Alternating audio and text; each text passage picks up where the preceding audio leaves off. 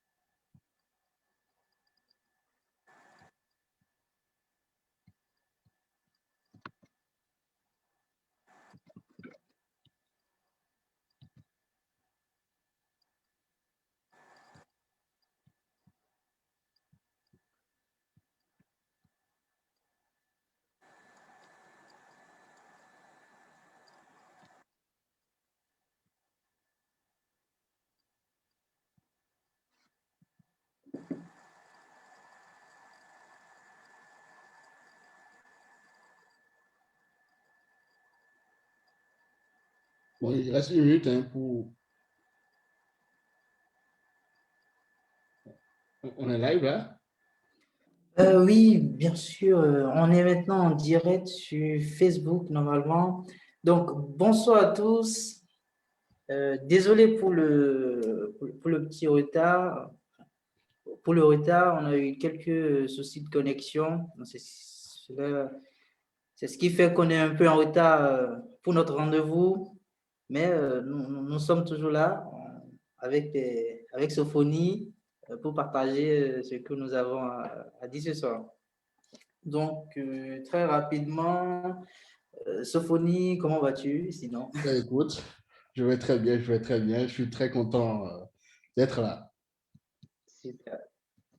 Alors, récemment, il y a eu des avancées au Bénin. Donc, le Bénin, aujourd'hui, fait partie des pays où la création d'entreprises c'est plus rapide aujourd'hui au Bénin. Je pense que d'après le rapport du CNU, CNUCED, le Bénin doit être premier ou deuxième, en tout cas l'un des premiers pays au monde où on crée, il est beaucoup plus facile de créer une entreprise.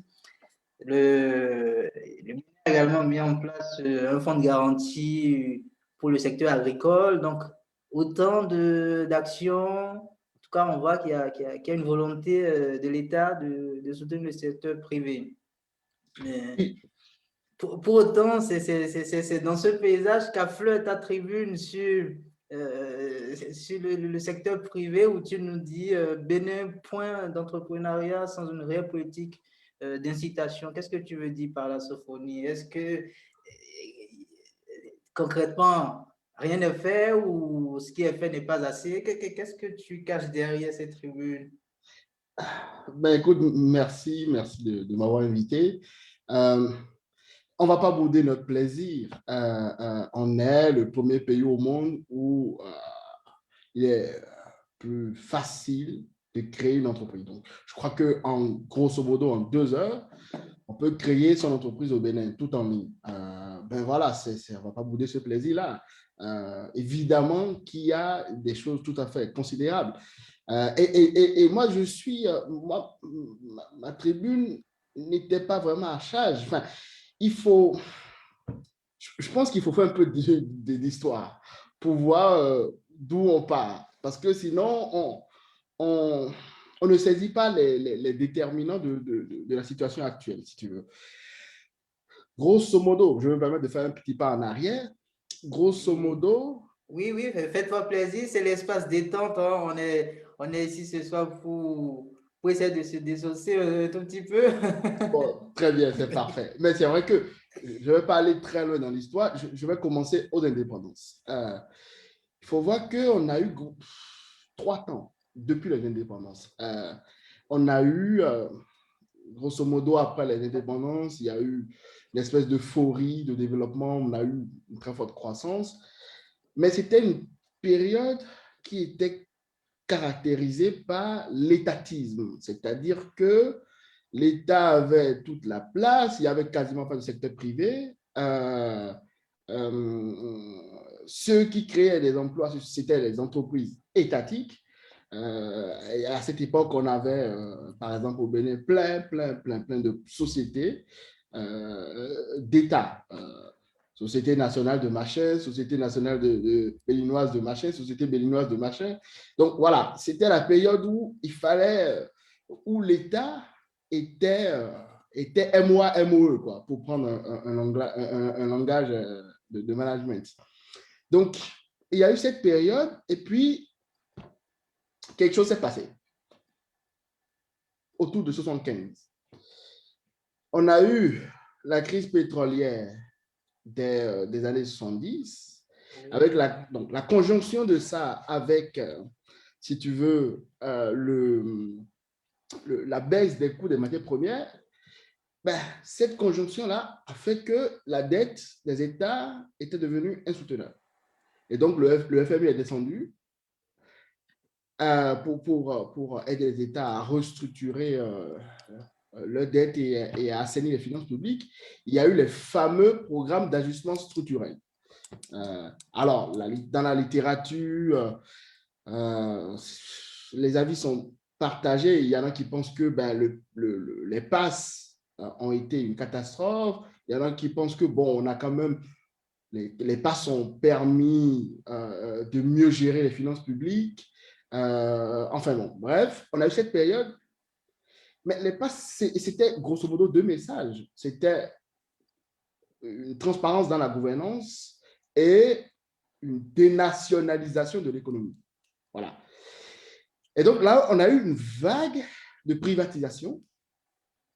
Et en réalité, c'est à ce moment-là qu'on a eu un secteur privé. C'est-à-dire que le secteur privé en Afrique, au Bénin et en Afrique en général, c'est quand même un phénomène très récent. Il faut quand même se le rappeler. Le secteur privé, c'est un phénomène très récent. Je crois que l'entrepreneur star de l'Afrique, je crois que c'est M. Dangote, sa boîte a quoi, 40 ans à peu près? Même pas. Je crois que c'est en 1980, un truc comme ça. Donc, c'est pour dire que c'est des boîtes récentes, alors que dans d'autres pays, tu prends la France par exemple, Peugeot, c'est depuis 1800, je ne sais pas combien. Enfin, le secteur privé au Bénin et en Afrique en général, c'est un phénomène récent.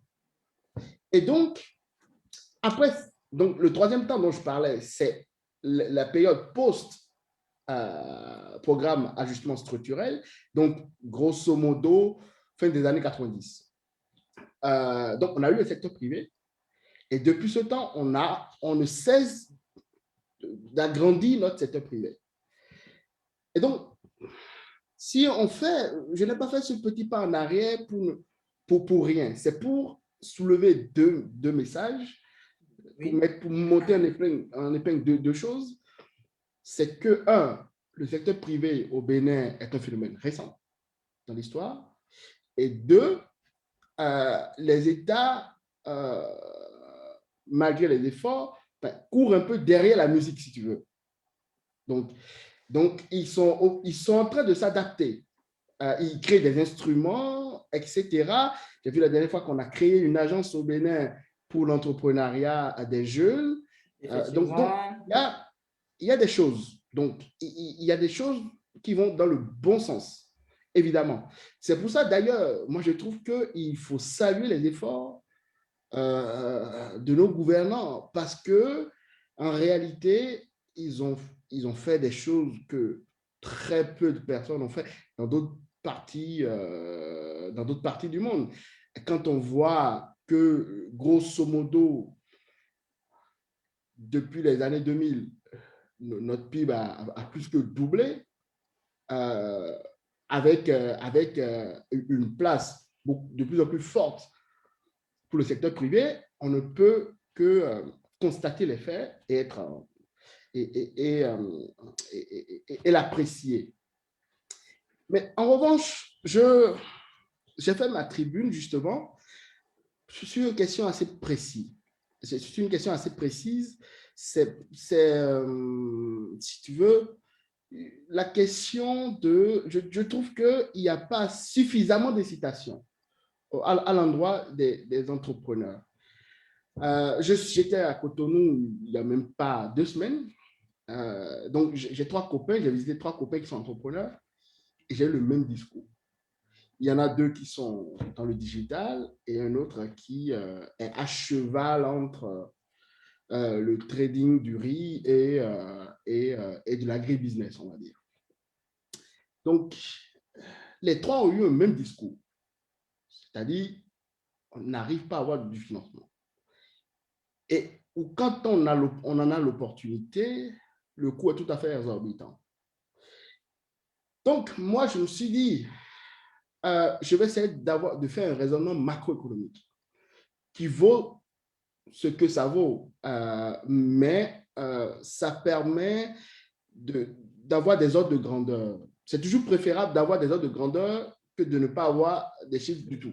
Que de ne rien avoir. Je partage ton avis. Donc, je vais quand même essayer d'accélérer un peu. Au fond, la tribune, tu me dis, Bénin, point d'entrepreneuriat sans une réelle politique d'incitation. Donc, j'ai compris jusque-là que ce que tu dis, le secteur privé est récent, il y a des choses qui sont faites. Pour autant, il reste à faire. Si je peux résumer, hein. Donc, il reste à faire. Et donc, je te lance direct dans le cœur de la tribune. Vas-y, dis-nous, déshabille-nous ta tribune. Ben écoute, tout à fait, je crois que tu l'as très bien résumé. Je veux partir maintenant, je crois. Non, mais plus sérieusement, plus sérieusement. Pour moi, peut-être, mais pour ceux qui nous suivent, ça sera peut-être désagréable. Ben ouais, ben écoute, pour répondre à ta question, en fait, j'essaie de montrer, je suis parti d'abord de la fonction de l'entrepreneur dans la tribu. C'est-à-dire, au fond, c'est quoi un entrepreneur et pourquoi il mérite l'attention de l'État, c'est-à-dire de nos gouvernants. L'entrepreneur, c'est quelqu'un de curieux, c'est un personnage tout à fait curieux parce que il passe son temps à regarder ses semblables et à essayer de leur faciliter la vie. Le genre humain passe son temps à osciller entre 2 états, l'état de besoin et l'état de satisfaction. Le besoin le plus frappant, évidemment, c'est le besoin de manger, par exemple. Voilà, donc si on ne mange pas au bout de certain temps, on meurt. Donc, l'homme va passer son temps soit à travailler la terre, soit à payer de la nourriture avec des unités monétaires. Donc, directement ou indirectement, la satisfaction qu'il tire est onéreuse au sens où il paie quelque chose pour avoir à manger. Eh bien, les entrepreneurs, eh bien, c'est là qu'ils interviennent. C'est-à-dire que c'est des gens qui vont scruter tous les processus qui permettent de passer d'un état de besoin à un état de satisfaction et qui vont dire, ben, je vais essayer de simplifier ces processus ou en tout cas rendre service à mes semblables pour qu'ils me payent. Donc c'est un gars qui passe son temps à faire ça. Et voilà pourquoi, je crois que c'est Joseph Schumpeter, un très grand économiste autrichien, qui disait que l'entrepreneur, c'est celui qui sort le monde de sa routine, de son sommeil de routine, si je paraphrase. Donc, c'est quelqu'un, au fond, la croissance ne vient que de ces gens. Ceux qui créent des emplois, ce sont les entrepreneurs, et ceux qui font la croissance, ce sont les entreprises.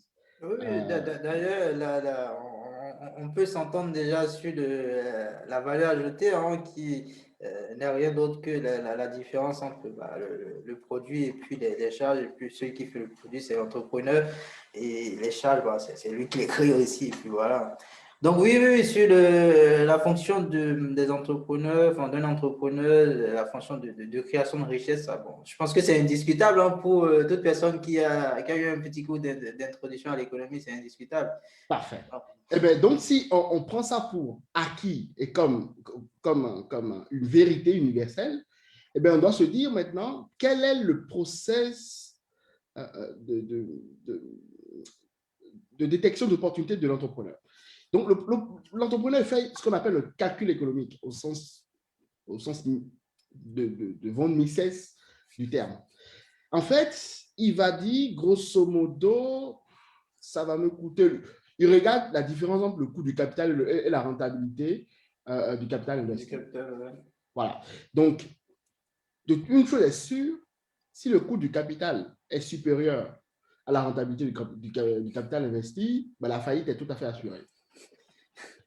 Donc une fois qu'on établit cette loi, parce que pour le coup, là, c'est une loi économique, on se dit maintenant, on ira mettre des valeurs sur ces variables. Donc, quel est le coût du capital au Bénin et quel est le rendement du capital investi au Bénin? Donc, c'est un raisonnement macroéconomique. Donc, c'est des raisonnements à la moyenne, si vous voulez. Oui. Donc, quand on regarde... Je te constate là pour le moment. On va voir là où je pourrais te bloquer. avec plaisir. Ben, quand on essaie de regarder le coût du capital au Bénin, ben, ça c'est très simple. C'est grosso modo le taux d'intérêt moyen auquel les banques prêtent aux entreprises. Je crois que ça tourne autour de 10-11% en moyenne. En moyenne. Parfois, ça peut aller à 15-17% pour certains entrepreneurs. Mais je pense que la tendance est un peu plutôt baissière ces derniers temps. En fait, moi j'ai en tête un graphique de la BCAO sur les taux d'intérêt moyens, enfin la moyenne des taux d'intérêt pratiqués aux entreprises par contre du secteur productif. Parce que c'est plus parlant pour nous en termes de création de richesse, ils sont quand même plus importants et plus c'est plus parlant. Donc, je pense que la moyenne est un peu en dessous, enfin, ça tend vers les 8%, enfin les 8 mais 8 fort, comme on le dit au Bénin. Oui, exactement. Donc, alors, effectivement, on est autour de 8 en moyenne pour des entreprises, mais pour les entreprises individuelles, par exemple, oui, là, par contre, ça peut monter. C'est en moyenne autour de 11%. Oui, là, par contre, ça peut faire mal. Qu'on parle de moyenne, parce que, vous savez, moi, j'ai un prof, quand j'étais en école d'ingénieur, qui faisait une blague souvent par rapport aux moyennes en statistique. Il disait, faut toujours se méfier de la moyenne parce que quand tu as ta tête dans le frigo et tes pieds dans le four, en moyenne, température moyenne, ça va. Mais en réalité, ça ne va pas du tout. Donc voilà. Donc, il faut quand même je suis bien d'accord avec ça, la moyenne, voilà. Les effets de bord. Oui. Donc voilà, il faut quand même se méfier des moyennes, mais le taux moyen est autour de 11-10% depuis 2012 à peu près. Donc, ça n'a pas grandement varié depuis 2012. En tout cas, pour les entreprises individuelles. Donc, on vient de déterminer le coût du capital. Donc, maintenant, la question qui se pose, c'est comment on peut déterminer la rentabilité du capital investi au Bénin. Bon, là, on se heurte à un problème de manque de données, de manque de statistiques. Mais ça n'empêche pas de pousser loin le raisonnement.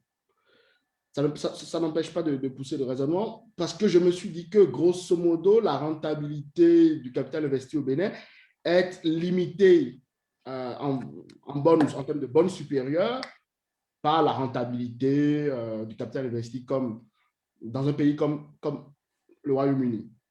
Ce n'est pas totalement déconnant comme hypothèse. Une hypothèse assez forte, mais pas déconnante. Totalement. Parce que bon, c'est un pays où tu as les meilleures universités d'Europe, les meilleures infrastructures. C'est un pays où les entreprises sont les mieux gérées au monde. Donc, voilà, on est sur une hypothèse qui est tout à fait réaliste. Et quand on regarde l'économie du Royaume-Uni, grosso modo depuis... Alors, peut-être qu'il faut repréciser que ce qu'on est en train de dire là, la rentabilité du capital, ce que tu es en train de dire, de ce que moi je comprends, c'est que tu limites la bonne supérieure à celle du Royaume-Uni. Il faut peut-être préciser cela pour que les gens comprennent, parce que c'est passé assez vite. Il faut comprendre peut-être que, enfin, il faut plutôt comprendre que c'est au maximum la rentabilité du capital au Bénin, ce sera celle au Royaume-Uni. C'est bien ça. Totalement. En moyenne, à l'échelle de l'économie, je veux dire. Effectivement, il peut y avoir des disparités entre secteurs, mais ça, c'est des raisonnements mésoéconomique ou microéconomique. Donc, moi, je suis à l'échelle macroéconomique. Donc, si on regarde à l'échelle macroéconomique, on voit que, grosso modo, on peut tout à fait limiter effectivement la valeur de cette variable à sa valeur au Royaume-Uni. Et au Royaume-Uni, on est entre 12 et 13%.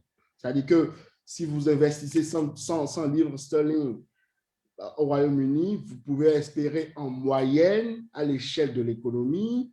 Encore une fois, ça dépend du secteur, ça dépend de...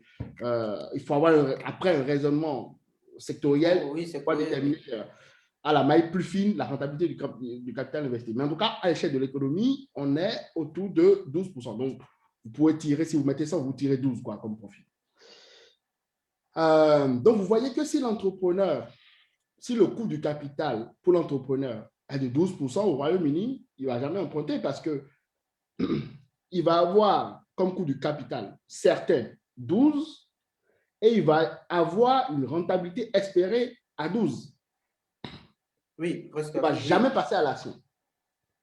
Il ne va jamais passer à l'action. Donc, on peut avoir le même raisonnement au Bénin. Si on dit que, grosso modo, à l'échelle de l'économie béninoise, la rentabilité du capital investi est de 12%, ce qui n'est pas du tout déconnant, et ce qui est d'ailleurs très optimiste, on voit que on est quand même assez proche des 11% pour les entreprises individuelles en termes de coût du capital. Et puis, peut-être qu'il faut préciser aussi que c'est 11% en espérance. Ce n'est pas 11%, ce n'est pas un gain sûr. Totalement.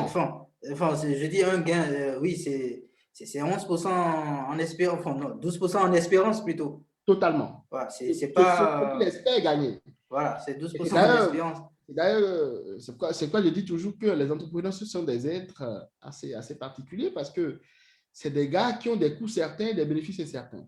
Donc, ils vivent, je pense qu'il faut avoir un profil psychologique particulier pour être entrepreneur.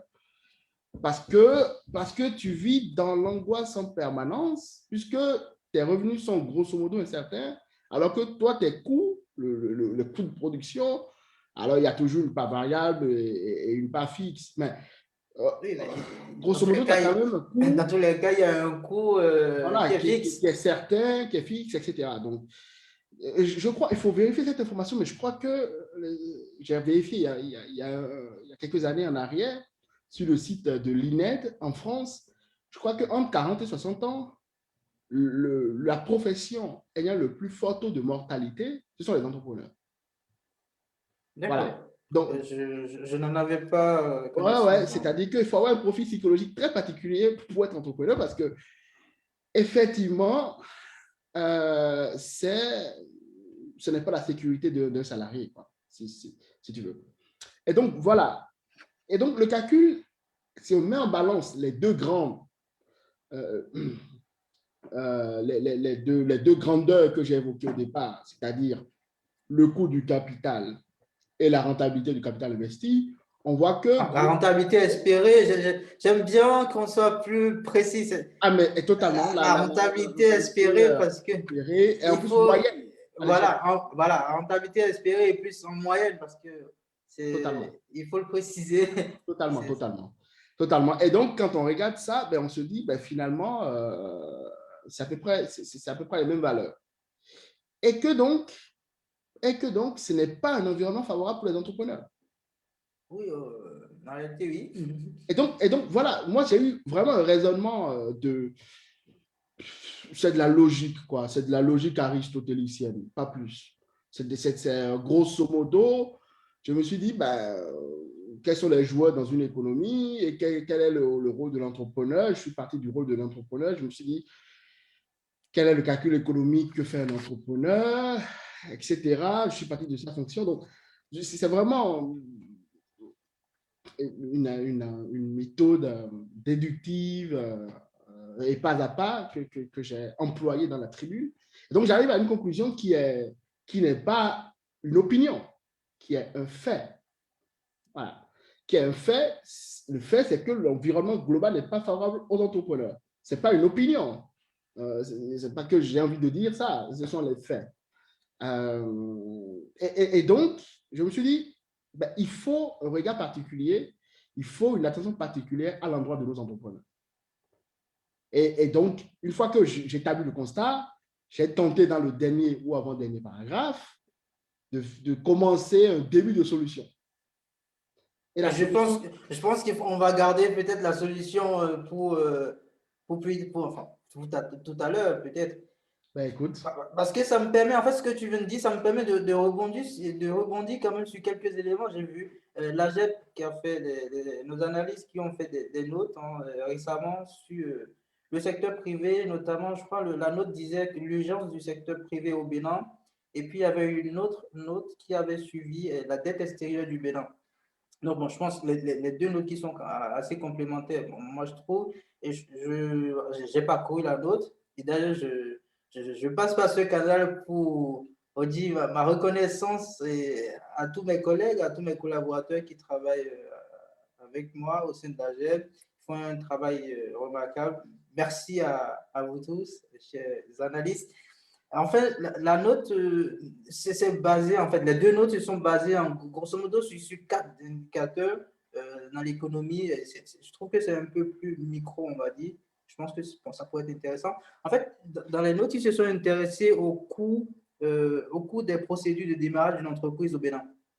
Et donc ça, ils l'ont évalué par rapport au revenu national brut. Ce que j'ai vu, c'est ce qui est une avancée quand même considérable il faut le souligner, c'est que en 2010, ce rapport était au-dessus de 150%, hein, et on a remarqué que en fait, à partir de 2015, ça a amorcé plutôt une décroissance, ça s'est établi à 45%. Et puis, ce qui est encore plus marquant, c'est qu'en 2019, par exemple, ce ratio n'était que de 3,5%. Donc, en gros, le coût des procédures de démarrage évaluées par rapport au revenu national brut, par contre, pas habitant, n'est plus que de 3,5% en 2019. Donc, il faut quand même remarquer que c'est une augmentation, une évolution décroissante, mais considérable, parce qu'on est passé de plus de 150% à 3,5%.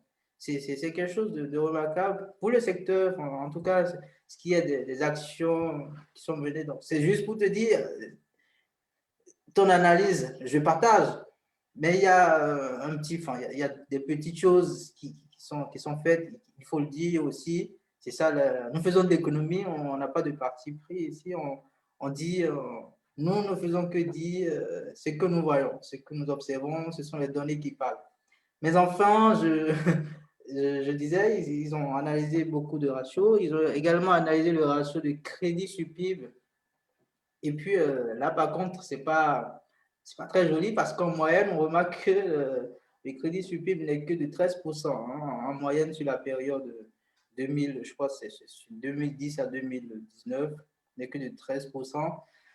En gros, on est sous-financé, je pense qu'on en a discuté. Non, le secteur privé est sous-financé aujourd'hui, donc s'il n'y a que 13% de crédits bancaires, 13% de crédits bancaires qui sont accordés à l'économie, à la construction du PIB, c'est quand même assez faible, je ne dirais même plus relativement, c'est très faible au fond. Il faut mettre en balance ce chiffre avec d'autres pays. Quand on Oh, regarde en Afrique du Sud, on est à 150% du PIB. Dans le nord de l'Afrique, au Maroc, en Tunisie, on est à plus de 80%. Donc voilà, sur le continent, ailleurs. Donc voilà, on est sous-financé. Oui, le secteur privé est sous-financé. Et donc, ça me permet de retomber sur un autre indicateur que j'ai vu passer. Bon, les taux d'intérêt des crédits, hein, ça, on n'en parlera plus parce que, bon, on a déjà fait le détail, on a déjà détaillé cela. Mais en fait, ils ont aussi analysé la dette extérieure du Bénin.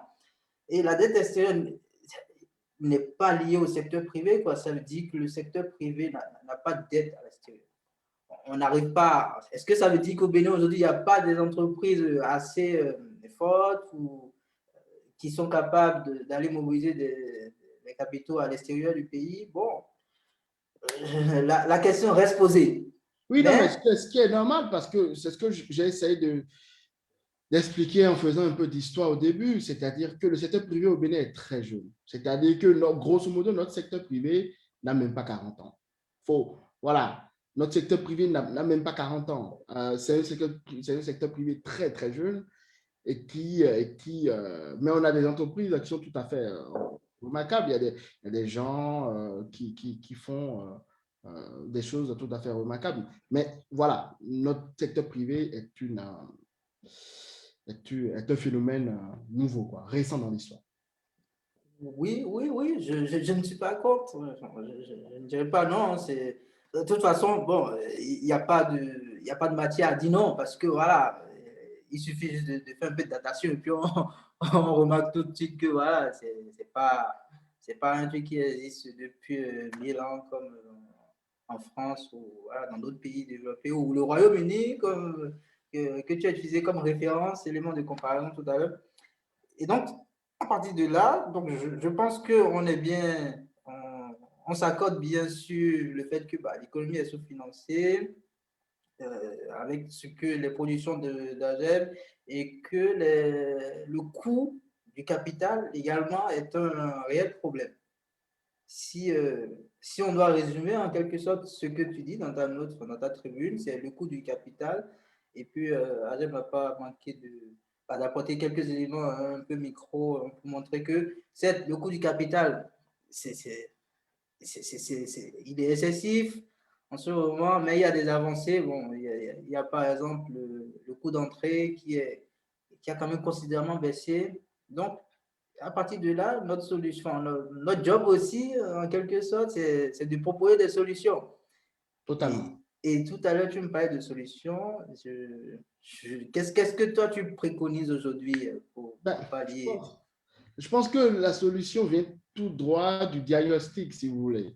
C'est-à-dire que la solution, ben, c'est de baisser le coût du capital. Il n'y a pas 50 000 solutions. C'est de baisser le coût du capital. Une fois qu'on se dit que c'est ça l'objectif, après, comment on y arrive? Là, c'est une autre question. Mais la solution, c'est-à-dire l'objectif, ce qui doit être pour moi, ce qui doit être à l'ordre du jour dans tous les conseils de ministres, au ministère des petites et moyennes entreprises, au ministère du Travail, etc. Je dis ministère de l'économie. Ce qui doit vraiment occuper, c'est comment on fait baisser le coût du capital. Et du coup, je te pose la question, qu'est-ce que toi, quelle action, qu'est-ce que tu, là aujourd'hui, supposons Sophonie dans une agence au ministère qui doit proposer. Ah ben écoute, c'est sympathique de juger que j'ai enfin, les compétences pour occuper ce genre de poste. Mais non, mais ce que je veux dire, c'est que après, ben, commençons à faire un petit exercice. Pourquoi ce coût du capital, en réalité? Si on essaie de se dire, ben, quelles sont les composantes? Qu'est-ce qui fait que... Ben, Qu'est-ce qui justifie, ben, voilà, qu'est-ce qui justifie? justifie, ouais. Ben, grosso modo, c'est la perception du risque en interne, donc au Bénin. Parce qu'on est dans un environnement avec une sécurité juridique, alors qui s'est grandement améliorée. Mais enfin, euh, c'est pas le Royaume-Uni, encore une fois. Donc, on est dans un pays où les droits de propriété, on n'a pas un système légal de droits de propriété généralisé, qui comprend tous les biens. Donc, j'avais fait à une époque une tribune en disant les Béninois sont riches de biens, mais pas de capital. donc, voilà, donc il y a la question des droits de propriété, et puis il y a aussi la question de la rémunération du risque, parce que le banquier, c'est un entrepreneur. Oui. Et oui, et oui. Et donc, il faut le voir comme ça. C'est un entrepreneur. Grosso modo, lui, il se met au milieu du rentier et de l'entrepreneur. Voilà. Donc, il est un peu ce on appelait autrefois l'usurier. Et en fait, il fait le rôle de banquier, c'est un introniseur, si vous voulez. C'est-à-dire que il va prendre l'argent chez Paul et il le prête à Jacques. et en prenant du risque. Bon, entre parenthèses, il y a la création monétaire, évidemment. Il y a un effet de levier, évidemment. Mais si on reprend un peu et qu'on revient sur la question du coût du capital, on se dit que la question, c'est la perception du risque de l'entrepreneur banquier. Et à partir de là, ça s'appelle, pour moi, on rentre dans le domaine de la politique. Moi, je vois qu'on a besoin de mettre autour de la table les banquiers pour voir dans quelle mesure on peut baisser le coût du capital. Est-ce que ça peut passer par la création d'une espèce d'agence ou d'organisme qui va organiser un peu, qui va traiter avec les banquiers pour les banques pour voir comment est-ce qu'on baisse le coût? Est-ce qu'on met aussi des incitations pour les banquiers, c'est-à-dire que pour les banquiers qui prêtent à un taux moyen de temps, ils ont une diminution de leur impôt, etc. Enfin, en tout cas, des incitations à l'endroit aussi des banquiers, parce que ce sont des entrepreneurs, évidemment, dans un certain particulier. Ce sont des sociétés financières, donc c'est quand même très particulier. Mais voilà, ça passe par ça. On ne peut pas continuer à maintenir un tel niveau de coût de capital, un tel niveau de taux d'intérêt pour nos entrepreneurs. C'est très pénible pour eux. Et si nous tuons nos entrepreneurs, ne nous étonnons pas de ne pas avoir de croissance. Parce que la première loi qu'on a établie ensemble, c'était que ceux qui font la croissance, ce sont les entrepreneurs.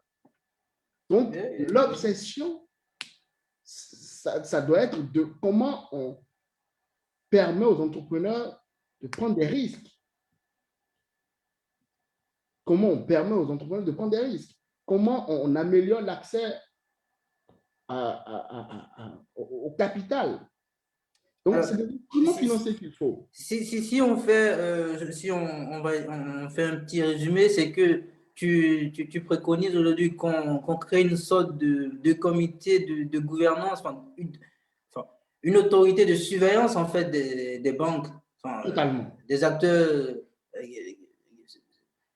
qui financent l'économie, les banques, les institutions de microfinance, tout ça. Donc, on crée une autorité de surveillance pour déjà une autorité de surveillance pour surveiller l'activité de ces acteurs. Et puis, derrière, vraiment, l'objectif, c'est les forcer à baisser le coût du capital. En gros, alors, les forcer diplomatiquement, parce que ce sont des entrepreneurs, on ne va pas soviétiser notre économie. L'État n'a pas le droit de forcer la main à un entrepreneur, fût-il banquier. Mais effectivement, c'est dans l'esprit de ce que tu dis. C'est-à-dire que moi, je crois à la puissance du dialogue. Donc, il faut mettre les gens autour de la table, discuter, essayer de comprendre, laisser parler aussi les acteurs.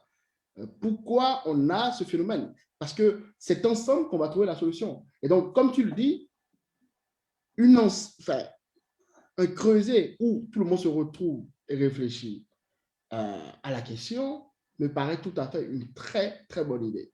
Parce que c'est que comme ça qu'on va déceler les composantes, les éléments, les forces motrices des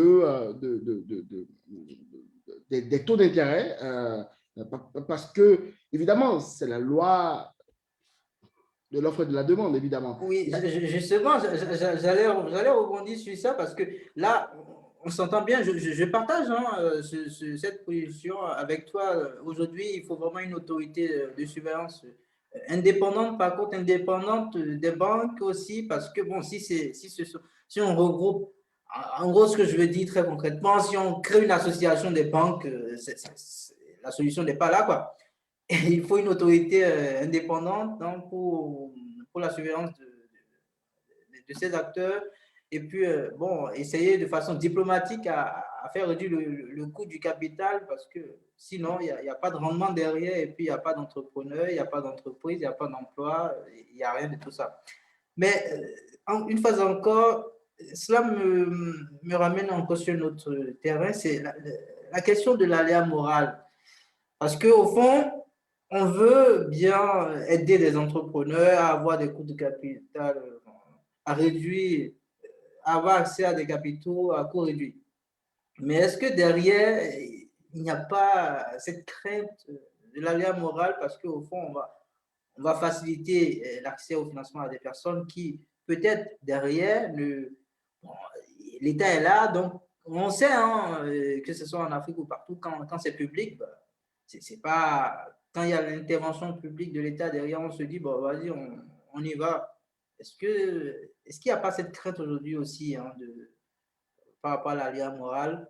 Oui, oui, oui, non, mais c'est une très bonne question, évidemment. La question de l'aléa morale, pour moi, elle se pose plus dans des économies développées que dans nos économies, en réalité, parce qu'on est quand même dans des économies où il y a quasiment tout à faire. Je ne crois pas que quelqu'un aura accès, voudrait avoir accès à du financement pour le mettre sous son lit. Non, évidemment pas. Il va essayer évidemment de fructifier ça à travers des activités productives. Voilà, il y a des occasions de rentabilité. Donc, je ne crois pas du tout à l'effet, à l'aléa morale dans ce cadre. Je te raconte juste une petite histoire. La dernière fois, on était en conférence avec un économiste de la Banque centrale, la Banque des États de l'Afrique centrale, et qui me disait qu'il avait un ami, il était allé, il a rencontré un comité de banquiers commerciaux plutôt, et donc le PDG lui disait que bah, ils ont donné du crédit à un entrepreneur et puis quelques semaines plus tard, leur a apparu un avis de décès ou un certificat de décès de l'entrepreneur. Donc. Et que le PDG, il était quand même persuadé que le gars, il n'est pas mort, le gars, il est vivant. Donc, bon, l'un dans l'autre. Ça, moi, je ne l'attribuerai pas au fait qu'on aurait baissé le coût du capital. Je pense que la personne s'est je ne connais pas toute l'histoire, mais je pense que la personne s'est enfuie précisément parce que le fardeau, le service de la dette, le coût du capital est beaucoup trop élevé. J'explique cette situation-là de cette façon-là. Tu es très optimiste, enfin, tu as un optimisme assez poussé par rapport. Parce que, typiquement, on se met on se met dans la peau d'un banquier aussi, hein, comme tu l'as dit tout à l'heure, un banquier, c'est un entrepreneur et c'est l'entrepreneur qui veut prendre le moins de risques possible. Hein, soyons honnêtes, oui. C'est l'entrepreneur qui veut prendre le moins de risques possible. Un banquier n'est pas là pour faire faillite, hein, ça, il faut le préciser dès le départ. Hein, comme tous les hommes. Ah bah, en tout cas, chez le banquier, c'est encore plus prononcé. Soyons clairs, soyons honnêtes. Je pense que tu n'es pas financier, tu fais de l'économie, tu n'es pas financier, donc tu n'as aucun intérêt à jeter des fleurs au banquier. Ben écoute, évidemment. Bon, écoute, oui, tout ça pour revenir à l'aléa morale. Hein. Bon, après, je peux toutefois comprendre ou me dire, c'est peut-être pas faux ton idée dans le sens où la question de l'aléa morale ne se pose pas forcément chez nous parce qu'on a des entrepreneurs en salle d'attente, si on peut le dire. Totalement. On a des entrepreneurs en salle d'attente. En gros, c'est des gens qui sont prêts, mais qui attendent juste le go pour le financement pour aller au projet ou tout simplement développer l'activité ou faire de la croissance. Donc, peut-être avec cette catégorie d'entrepreneurs, la question ne se pose pas. Moi, je ne dirais pas d'emblée que la question ne se pose pas du tout. Je dirais plutôt que la question ne se pose pas avec des entrepreneurs qui sont en salle d'attente. En gros, c'est des gens qui sont là, qui n'attendent que ça, en fait, qui n'attendent que le coup de pouce, l'action gouvernementale de l'État. Les incitations. Les incitations, voilà. Mais sinon, en général, pour l'économie, l'ensemble de tous les entrepreneurs, je pense qu'il faut quand même y aller avec un peu de pincette. Ben, je ne suis pas de nature suspicieux, donc voilà, je fais confiance aux entrepreneurs parce que c'est des aides tout à fait particuliers. C'est des gens qui, dans la tribune, je crois que j'ai dit que ce sont des gens qui détiennent l'étincelle divine de la création. C'est-à-dire que, voilà, c'est Bill Gates qui change à jamais comment les entreprises travaillent avec un système d'exploitation. C'est Google qui révolutionne la façon dont on collabore au travail, la façon dont on recherche de l'information. Donc, c'est l'étincelle divine de la création. Sinon, en général, bah, je pense que le diagnostic est posé. Les entreprises le secteur privé est sous-financé. Hein, le diagnostic Voilà. est posé. C'est pas nouveau, tout le monde le sait. Je veux qu'on martèle ça, quoi. C'est-à-dire que s'il y a quelque chose, pour ceux qui nous suivent, s'il y a un message à retenir, c'est que bien sûr, nos entrepreneurs sont sous-financés et que ce dont on a besoin, c'est comment on baisse le coût du capital, l'accès au capital et surtout des instruments financiers. Il faut des instruments financiers. Si on a des financiers au Bénin, etc., il faut réfléchir à trouver des instruments financiers qui répondent parce qu'il faut financer de l'agriculteur au PME, à l'ETI, de l'agriculteur de manioc au fin fond du Koufo que l'entrepreneur star à Cotonou. Et je pense plutôt que les fonds de garantie pourraient sûrement servir à cela, en fait, aujourd'hui, parce que, bon, oui.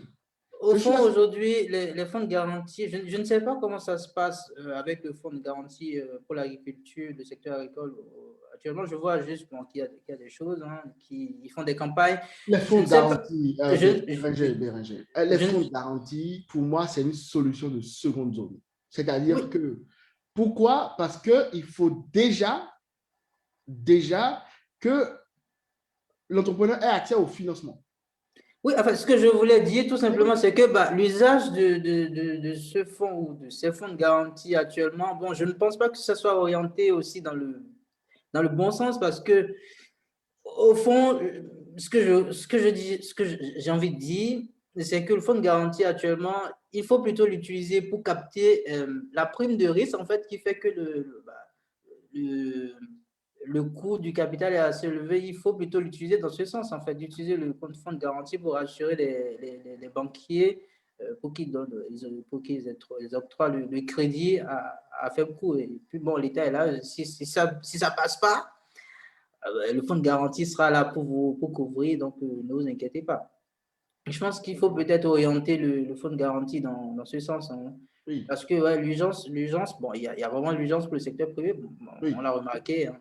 Et puis, l'autre chose je ne sais pas si on va l'aborder, il me reste combien de minutes? Parce que l'autre chose. On a peut-être 5-10 minutes. D'accord. L'autre chose que je n'ai pas abordée, c'est évidemment, j'ai parlé du coût du capital, mais il y a aussi le coût non monétaire. C'est-à-dire que tout ce que demandent les banques aujourd'hui à nos entrepreneurs, on demande des états financiers sur 3 ans, on demande des choses tout à fait incroyables. Oui, il y a aussi le coût non monétaire, et c'est pour ça que je suis vraiment d'accord avec l'idée de créer un creuset pour discuter avec les banques, parce que il y a tous ces coûts non monétaires qu'il faut baisser aussi. Oui, qui se rajoutent et qui ne facilitent pas la... Aussi. Donc, je pense qu'il faut tout à fait souligner ça. Il y a évidemment le coût du capital, mais il y a aussi le coût d'entrée, on va dire, le coût non monétaire. Tout ce qu'on demande, voilà, pour un entrepreneur qui a une grande idée, on lui demande de ramener 3 ans d'état financier de son entreprise. Voilà, donc il n'y a pas d'instrument dédié aujourd'hui. Voilà pourquoi dans d'autres parties du monde, on crée ce qu'on appelle les venture capital, c'est-à-dire que du capital risque, c'est-à-dire que du capital qui va accepter et financer les entrepreneurs à l'amorçage. On n'a pas ces instruments financiers chez nous. Oui, je suis totalement d'accord avec Oui. toi, hein. Donc, C'est que la question le qui se pose, financement bancaire et puis totalement, euh, exactement, le financement bancaire classique, quoi. c'est ça. Mais Et donc, il le faut truc, tenir c'est compte. aujourd'hui, vu qu'on n'a que le financement bancaire classique, parce que bon, après, on peut te dire, enfin, on peut te sortir aujourd'hui aussi, hein, que quand tu me parles de venture capital, bah, on va dire, tu veux qu'on trouve l'argent où, ou j'en sais rien. Mais ça, c'est une solution possible, ça, c'est le niveau d'après. Mais si déjà on peut vraiment créer une autorité indépendante, comme j'ai dit tout à l'heure, créer une autorité indépendante, discuter avec les banquiers, bah, qu'est-ce qui fait que le coût de capital est assez élevé? Et je pense que la réponse, tout le monde le sait, hein, comme tu as dit, les droits de propriété qui n'existent pas. Parce que ça me permet aussi de revenir sur la conférence qu'on a eue la dernière fois où toujours l'économiste de la Banque centrale il me disait qu'il ne faut pas penser que les banques n'ont pas. Le capital est là. Le capital, les banques ont ce qu'il faut. Ce qu'il faut. Le problème, c'est. Enfin, ce que je disais, la question que je lui ai posée, c'est est-ce que c'est pas la Banque centrale, au final, ou les banques centrales qui ont failli à leur mission?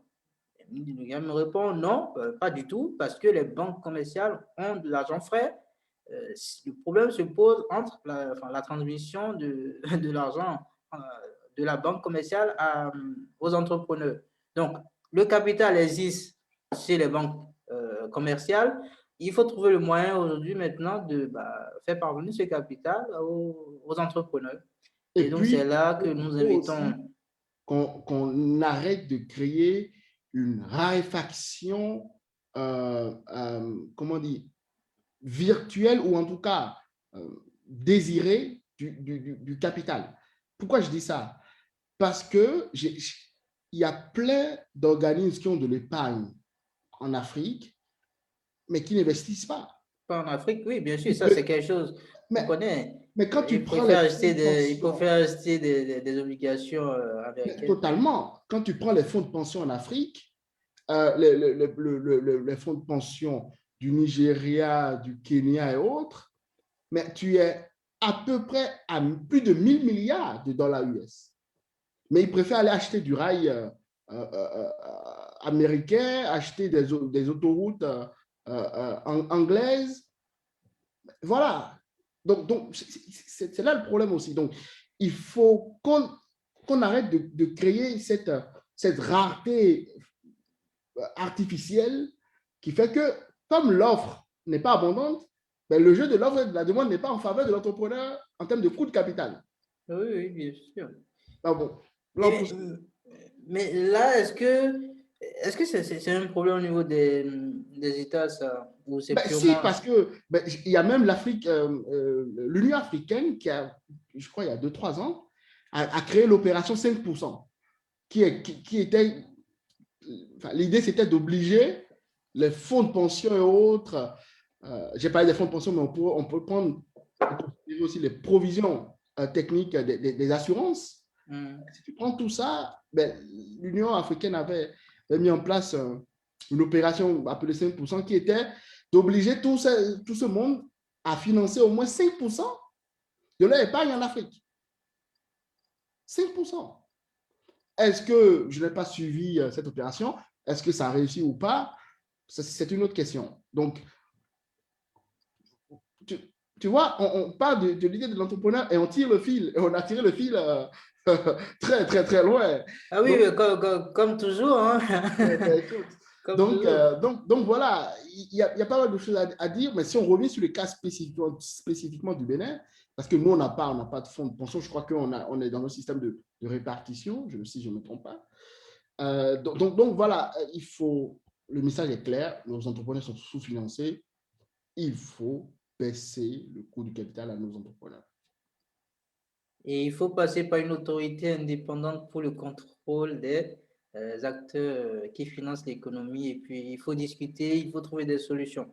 Totalement. Des incitations et baisser Les coûts d'entrée. moi, Baisser les coûts d'entrée non monétaires, ça revient aux banques. Hein. Et totalement. Ça revient aux banques.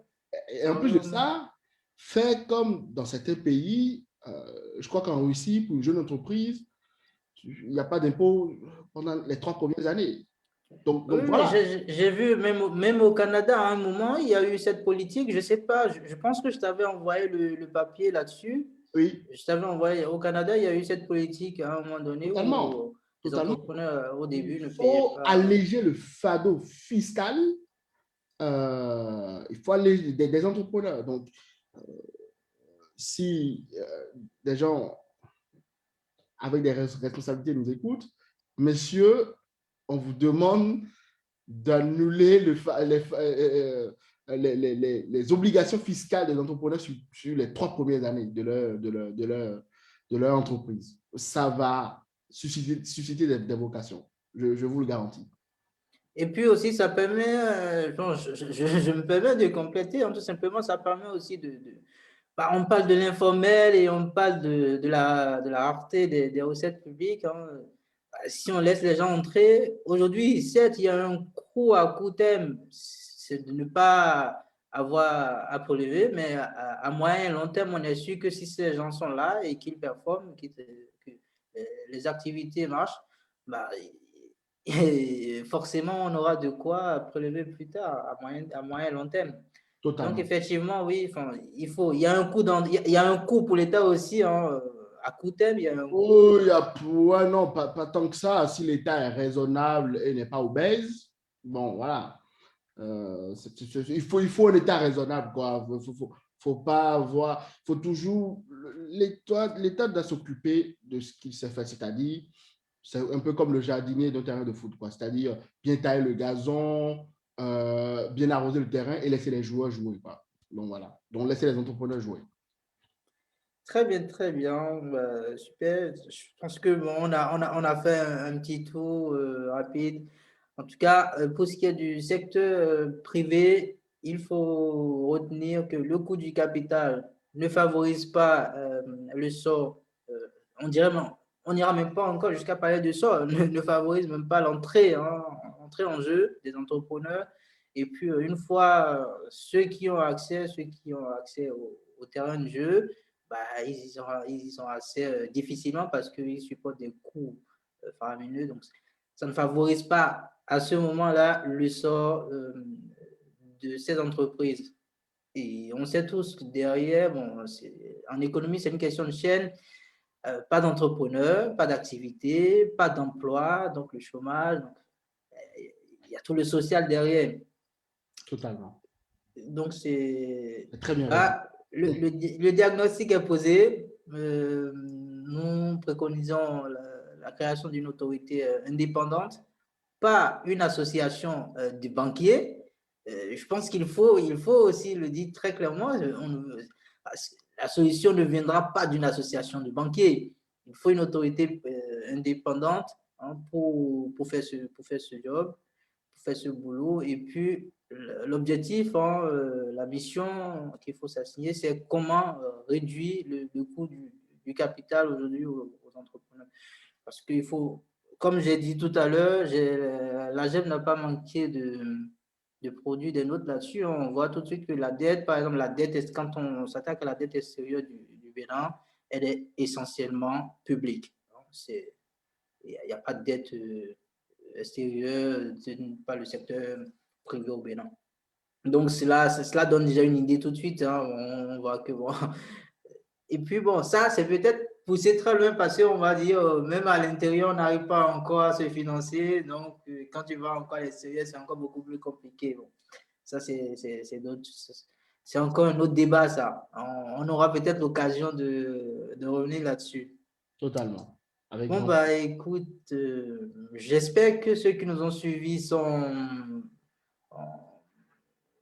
une bonne appréhension ou ont compris le message qu'on passait ce soir. Donc, la tribune de GED, je crois, ta tribune est disponible sur le fric de l'Afrique Totalement, des idées. totalement. Vous allez sur le site de l'Afrique des idées, vous avez mes tribunes. Voilà. Et puis, vous allez sur le site de la GEB, vous avez la publication sur le secteur privé, vous avez les 4 indicateurs dont on a parlé, hein, l'évolution de ces 4 indicateurs. Il y a des améliorations, notamment sur le coût des procédures qui a considérablement baissé. il faut le souligner, c'est une amélioration. Cependant, il y a le coût du capital qui est resté assez élevé, la proportion de crédit octroyé à l'économie pour financer l'économie qui est enfin, très faible, autour de 13% ou 13,6% plus rigoureusement. Donc, ça reste vraiment très faible. 13,6 du PIB, du PIB. Donc, voilà, il y a ces choses, voilà, il y a eu un premier pas, il faut maintenir la dynamique et puis amorcer la pompe maintenant. Et pour finir, je voudrais, voilà, tu dis que tu fais un travail remarquable avec ton équipe dans votre association. C'est vraiment un travail d'utilité publique. C'est-à-dire que on a vraiment de la chance d'avoir une telle association qui fait de la veille économique et qui suit les grandes tendances économiques de notre pays, le Bénin, et plus généralement en Afrique. Donc, voilà, bravo à toute l'équipe et moi, vous avez un admirateur, quoi. Eh ben, merci à toi. En tout cas, nous travaillons tous ensemble et puis l'objectif, c'est de voir le Bénin décoller. Le Bénin, on va dire le Bénin décolle et notre objectif, c'est de le voir encore plus. Voilà. Il faut que le pays décolle parce que, bon, au final, c'est notre pays. Je suis béninois, tu es béninois, et il y en a plein d'autres qui sont béninois et après tout, nous sommes des Africains. Donc, il faut que ça décolle.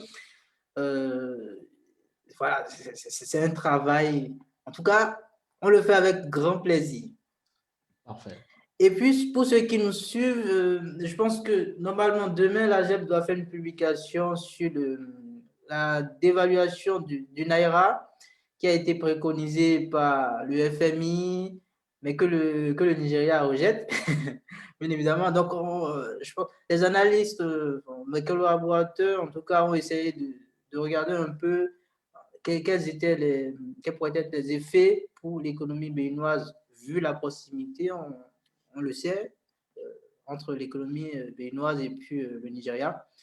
Donc, je pense qu'il y a une autre demain qui passera là-dessus. Donc, vous ferez plaisir. Et puis, normalement, samedi, on sera encore ensemble pour une conférence sur la zone de libre-échange en Afrique. Évidemment. Bah, écoute, super.